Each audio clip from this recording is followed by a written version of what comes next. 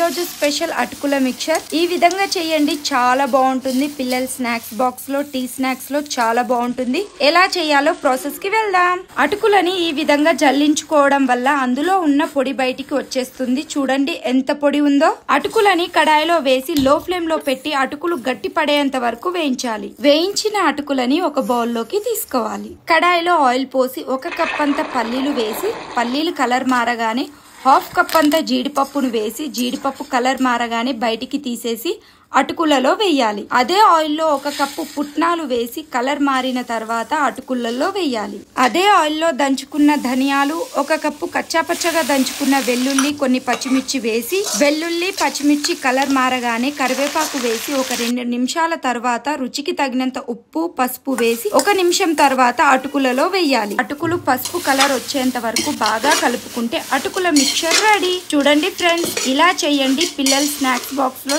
చాలా బాగుంటుంది. Thank you so much.